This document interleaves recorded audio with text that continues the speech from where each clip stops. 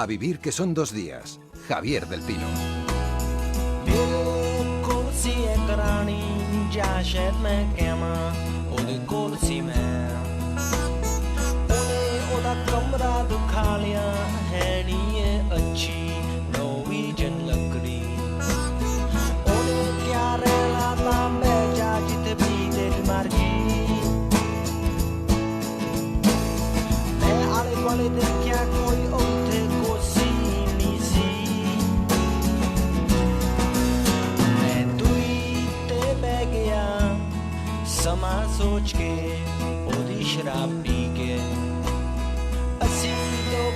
Ramón Lobo, buenos días. No te oigo. A ver, ahora. Sí, buenos días, me oyes, ¿no? La noche madrileña está llena de peligros. Bueno, también otras cosas, ¿no? Pero hoy cruzar la Gran Vía era en sí un peligro, ¿verdad? Sí, yo me he quedado pegado en algunos tramos porque, bueno... Está pringoso el suelo. Sí, supongo que será cerveza, espero, porque... Calla. Porque los olores que había también subiendo hacia Callao eran tremendos. Era la marcha del orgullo gay, los pobres barrenderos estaban ahora limpiando... Sí, hoy es el día... No hay chorro de agua con suficiente potencia para limpiar lo que ha quedado. Hoy es el día del barrendero. Es el día del barrendero. Yo creo que había más gente que en la proclamación, ¿no? Sí, había bastante más gente que en la proclamación y esta mañana, que siempre está vacía la Gran Vía, estaba llena de tráfico, parecía casi una hora punta, parecía Nueva York, Madrid. Bueno, no sigamos por ahí, venga, arrancamos. Señor, la que armaron, la que liaron con la salida de la masonería y la subversión. La pelota, los toros, la lotería, vida, quiniela, el sello, la letra, el televisor. Yupi, Kingler, turismo, Sofico, renta, los alemanes, bombas en Palomares, vaya por Dios. La imputación de Nicolás Sarkozy, que ha sacudido Francia, lo hablábamos antes, el pasado miércoles el expresidente fue acusado de corrupción, tráfico de influencia y violación del secreto de instrucción después de pasar 15 horas detenido provisionalmente mientras testificaba sobre el llamado caso de las escuchas. Sí, una imagen increíble. Es la primera vez en la historia de la Quinta República que un expresidente ha sido puesto bajo arresto. Como suele ocurrir en estos casos, bueno, hay voces de todo tipo. Hay gente que le parece muy bien y gente que le parece muy mal. El propio Sarkozy ha dicho que, bueno, que son los jueces politizados, que es una excusa parecida a la que decía en su día Berlusconi. El entorno de Sarkozy culpa al gobierno socialista de Manuel Valls y Manuel Valls dice que la justicia es independiente. Se le culpa, le dice que lo que quiere es humillarle, ¿no? Esta semana hemos asistido a una especulación y a un espectáculo que en otros países como Alemania, Reino Unido, nunca se hubiera dado porque la más mínima sospecha de corrupción obliga a dimitir a los políticos. ¿Te acuerdas de Christian Wulff, ¿no? El alemán, en febrero de 2012, el Bild publicó que había conseguido un crédito para comprarse una casa en las afueras de Hannover gracias al tráfico de influencias. Esto seguramente sería pues una llamada al director de su banco para decirle, oye, ¿a qué interés me lo pones? Bueno, pues dimitió. Eso en España no va a pasar nunca. No, Sarkozy además, aunque es expresidente, quiere volver a estar en la política, efectivamente. Aquí no dimite nadie en España. En España es un verbo que no está en el diccionario. Tú miras el diccionario y la palabra dimitir está en blanco, ¿no? Aquí no se considera. También además en España tenemos un problema y es que los políticos están protegidos de una forma especial. No tienen el mismo tratamiento que los ciudadanos. Es un tema difícil porque es un terreno también que podemos entrar a la demagogia, pero hay 10.000 aforados en España, personas que no es que sean impunes, sino que se reservan ser juzgados solo por el Supremo o por el Tribunal Superior de Justicia, que es el que nombran los propios políticos. Exacto, estamos siempre comparándonos, pues comparémonos, ¿no? En otros países como Alemania, o el Reino Unido o Estados Unidos, los cargos públicos son juzgados por los mismos tribunales que juzgan al resto de los ciudadanos. Esa figura jurídica parece que solamente es cosa de políticos, no es así. De esa cifra que tú mencionabas, cerca de 3.000 son políticos, la mitad diputados autonómicos, pero el resto son jueces, magistrados y fiscales. La cifra debería provocarnos algo de vergüenza si nos comparamos con esos países de nuestro entorno, o también más allá del Atlántico, ¿no? De Estados Unidos. Somos la democracia con más aforados de Occidente. Esto puede ser un incentivo a la corrupción porque facilita la impunidad de los que delinquen. Para responder a todas estas preguntas nos acompaña Joaquín Bosch, que es magistrado y portavoz de Jueces para la Democracia. ¿Cómo estás, Joaquín? Buenos días. Hola, buenos días. ¿Es un privilegio que rompe el principio de igualdad, el aforamiento? Cualquier trato desigual que no tenga justificación en un proceso siempre es un privilegio y, por tanto, la cuestión es valorar si existe una motivación para ello, y yo creo que no existe, y, por tanto, tendríamos que reducir a su mínima expresión los aforamientos. ¿Y qué pasa con los jueces y fiscales? ¿No os fiáis de la propia justicia para que haya 7.500 jueces y fiscales que tengan esta figura de protección?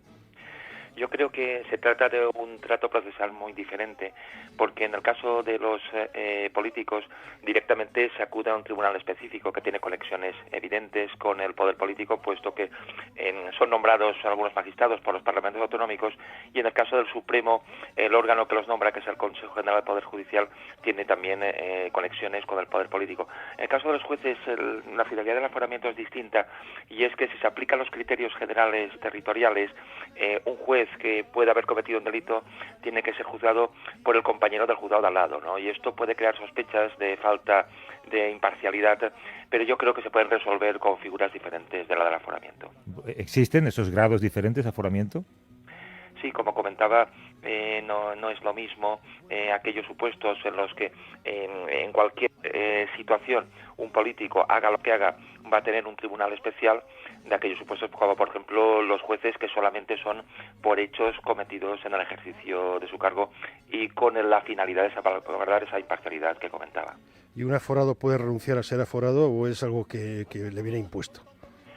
Un aforado puede renunciar, lo que pasa es que esto incluso crea problemas porque se han dado últimamente algunos casos en los que un imputado con una instrucción muy avanzada y con claros indicios de delito, lo que ha hecho es renunciar para cambiar de tribunal que le pueda investigar y juzgar, lo cual también genera problemas. Lo mejor, más que permitir la renuncia, sería acabar con esos aforamientos. Joaquín Bosch, magistrado y portavoz de Jueces para la Democracia. Gracias, un abrazo. Muchas gracias, un abrazo. Hasta luego. Me pregunto si Pablo Iglesias, que ha renunciado a 2/3 de su sueldo, creo, ¿no? Como eurodiputado, también podría renunciar a esto. No lo sé cómo están los eurodiputados, pero sí yo sé, por lo que he oído, que Podemos está en contra de los aforamientos. Deberíamos ir como Alemania, que tiene 0 aforamientos. Estamos en la Tierra Santa, la Tierra de Sham. Y los digo a todo el mundo, estamos viviendo abajo de la bandera islámica y los vamos a morir por ella hasta que los abrimos todas las tierras presas, de Yakarta hasta Andalucía, inshallah. Desde Yakarta hasta Andalucía, lo que escuchamos son las palabras de un yihadista hablando en español en un vídeo colgado en YouTube, en la web syriantube.net. En esta grabación de 1 minuto se puede ver a 2 hombres intercambiando unas palabras. A continuación, el mayor de ellos reivindica ese dominio sobre una serie de territorios, entre ellos Andalucía. Sí, preocupa bastante la rápida expansión del yihadismo en Europa. El pasado martes, los 28 y la Comisión Europea estudiaron medidas preventivas porque se calcula que entre 2.000 y 3.000 combatientes en Siria y ahora en Irak proceden de Europa. Combatientes extranjeros, se llaman. Sí, claro. Yo creo que es una expresión acuñada por George Bush, igual que lo de terrorismo interno, ¿no? El prototipo de combatiente extranjero responde a un joven entre 18 y 35 años con pasaporte europeo, descendiente a menudo de inmigrantes que proceden de entornos sociales deprimidos, que, bueno, pues en alguna medida colaboran a empujarlo al islamismo más radical, ¿no? Las mujeres representan además ya un 18% y empieza a haber, todavía peor, cada vez más menores de edad. Sí, y después hay un dato interesante, es que un 40% de este tipo de combatientes extranjeros, de yihadistas, se identifica, cuelgan fotos en Facebook, con lo cual se les puede ver la cara y están claramente visibles y animan a otros a que se suman a la lucha. Claro, las redes sociales, por supuesto, contribuyen a todo esto. El regreso de los combatientes a Europa preocupa cada vez más, sobre todo después del atentado del día 24 de mayo en el Museo Judío de Bruselas, en el que fallecieron 4 personas y por el que se arrestó a un sospechoso que se ajustaba perfectamente a este perfil que decimos, ¿no? Sí, no hay datos, no hay cifras claras, pero las estimaciones sitúan que a la cabeza del problema estaría Francia con unos 700 combatientes extranjeros, Reino Unido unos 400, Alemania 270 y España tiene todavía datos muy bajos, pero son ya más de 50 y se ha puesto hace poco de relieve el problema por las redes de reclutamiento que se han descubierto en Ceuta y Melilla. Con esas cifras, Europa quiere tomar ciertas precauciones. Vamos a saludar a José María Irujo, que es redactor jefe de investigación del diario El País. ¿Cómo estás, José María? Buenos días. Hola, buenos días. Los yihadistas que se van no son los que nos deberían preocupar más, según esto, sino los que vuelven, ¿no? Sí, los que vuelven, los retornados, son los más peligrosos para los servicios de seguridad, porque son personas que han combatido, que en la mayoría de los casos han matado, y que han recibido la orden en muchas ocasiones de volver a sus países de origen para perpetrar atentados. Son gente que regresa a sus países de origen con experiencias de combate de a lo mejor 6 o 7 meses, en ocasiones más, formados en muchas cosas, en montar un Kalashnikov, en apuntar, en disparar, en leer planos, en manejar una radio, en manejar explosivos y en matar. Realmente las fuerzas de seguridad están muy preocupadas con los retornados porque son personas que en ocasiones vienen con esa orden estricta de hacer atentados en los países de origen, y sobre todo porque ya el Zawahiri, Ayman al-Zawahiri, el número 1 de Al-Qaeda, hace ya casi 2 años lanzó una fetua pidiendo a su grupo en Siria que dedicara una parte de sus miembros y combatientes a ser preparados y regresar a sus países de origen para hacer estos ataques. España, José María, ¿corremos peligro? ¿Cuál es la situación en España de estos yihadistas? Bueno, en España hemos vivido un fenómeno bastante curioso, y es el hecho de que España, desgraciadamente para nosotros, ha sido el primer país donde se efectuó con éxito una yihad en el 11 de marzo del 2004. Desgraciadamente para nosotros fue el atentado más grave y el primero de la yihad en Europa. Había habido otros intentos en los años 90 en Italia, en el Reino Unido, en Bélgica, en muchos países de Europa, en Francia especialmente. Los yihadistas llevan años intentando atacar y sin conseguirlo, afortunadamente.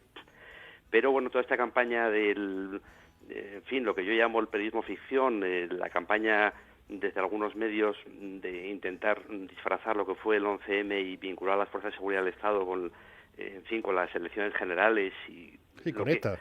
Sí, con ETA, lo que ha hecho de alguna forma es minusvalorar el peligro, trasladar a una parte muy importante de la sociedad española de que este fenómeno, en fin, es una broma, no existe, de que estos moritos de lavapiés cómo van a hacer esto.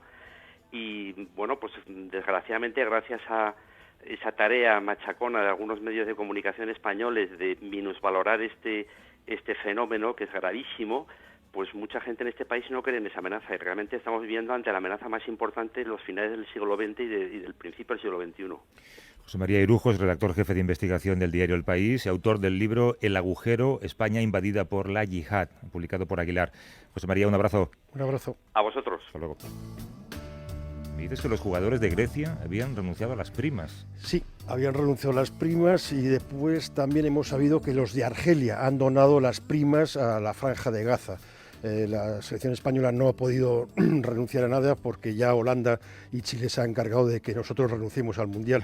Pero recordemos que en el 2010, donde ya había una crisis económica en España, la selección española no renunció a sus primas y es la que más primas ha cobrado, por encima de Alemania y otros países. Y las tiendas de Louis Vuitton se frotaban las manos con que España Sí, son primas que proceden de la Federación Española, son primas privadas, es decir, que no vienen de las fuerzas del dinero del Estado, del presupuesto, pero sí hay gestos que se pueden hacer. Hasta luego, Ramón. Chao.